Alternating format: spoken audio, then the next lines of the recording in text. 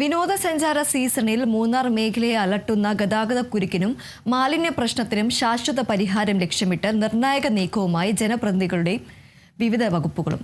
Devikulam MLA F രാജയുടെ അധ്യക്ഷതയിൽ മൂന്നാർ പഞ്ചായത്തിൽ ചേർന്ന യോഗത്തിൽ ഗതാഗത നിയന്ത്രണവും മാലിന്യ നിർമ്മാർജ്ജനവും സംബന്ധിച്ച സുപ്രധാന തീരുമാനങ്ങളാണ് കൈക്കൊണ്ടത്.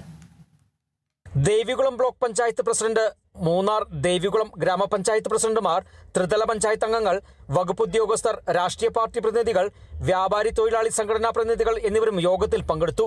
മാലിന്യ പ്രശ്നം നിയന്ത്രിക്കുന്നതിന്റെ ഭാഗമായി 500 മില്ലിലിറ്റർ വരെ ശേഷിയുള്ളതും 100 മൈക്രോണിൽ താഴെ കട്ടിയുള്ളതുമായ ഒറ്റത്തവണ ഉപയോഗിക്കുന്ന പ്ലാസ്റ്റിക് ഉൽപ്പന്നങ്ങൾ പഞ്ചായത്തിന്റെ പരിധിയിൽ നിരോധിക്കാൻ തീരുമാനിച്ചു. പ്ലാസ്റ്റിക് ഉപയോഗം കുറയ്ക്കാൻ കർശന പരിശോധനയും ബോധവൽക്കരണവും ശക്തമാക്കും. വിനോദസഞ്ചാര സീസണിൽ മാട്ടുപ്പെട്ടി, കുണ്ടള, ടോപ്പ് സ്റ്റേഷൻ മേഖലകളിലെ രൂക്ഷമായ ഗതാഗതക്കുരുക്ക് ഒഴിവാക്കാൻ വലിയ ടൂറിസ്റ്റ് ബസ്സുകൾക്ക് നിയന്ത്രണം ഏർപ്പെടുത്തും. പ്രത്യേകിച്ച് ശനി ഞായർ ദിവസങ്ങളിലും തിരക്ക് കൂടുതലുള്ള സമയങ്ങളിലും നിയന്ത്രണം കൂടുതൽ കർശനമാക്കാനാണ് തീരുമാനം.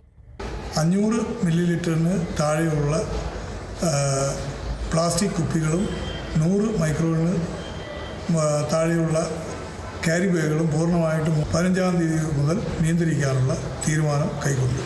വർദ്ധിച്ചു വരുന്ന ഗതാഗതക്കുരുക്ക് നിയന്ത്രിക്കുന്നതിന് മുതൽ ആദ്യ ഭാഗം എന്ന നിലയിൽ സീസൺ സമയത്ത് പ്രധാനമായും മാട്ടുപ്പെട്ടിയിലും രാജമലയിലേക്കുമുള്ള വലിയ വാഹനങ്ങളെ തടയിടുന്നതിന് വേണ്ടി അവധിക്കാലങ്ങളിലും അതോടൊപ്പം ശനി ഞായർ ദിവസങ്ങളിൽ പൂർണ്ണമായും വലിയ ബസ്സുകളെ നിയന്ത്രിക്കാൻ തീരുമാനിക്കുന്നതിന് വേണ്ടി അതിൽ മറ്റ് വാഹനങ്ങൾ ഗതാഗതം ഏർപ്പാട് ചെയ്യുന്നതിനായി ജീപ്പുകളുടെ റേറ്റ് ഏകീകരിക്കുന്നതിന് വേണ്ടി ഒരു സബ് കമ്മിറ്റി രൂപീകരിക്കും. സഞ്ചാരികളുടെ യാത്ര സുഗമമാക്കാൻ ജീപ്പ് സർവീസ് ഏകോപിപ്പിക്കുന്നതിനായി പ്രത്യേക ഉപസമിതിയും രൂപീകരിച്ചു. ജീപ്പ് അസോസിയേഷൻ, ട്രേഡ് യൂണിയനുകൾ, ജനപ്രതിനിധികൾ എന്നിവരടങ്ങുന്ന സമിതി RTO, പോലീസ്, ലേബർ വകുപ്പ് എന്നിവരുമായി ചേർന്ന് യാത്രാ നിരക്ക് നിശ്ചയിക്കും.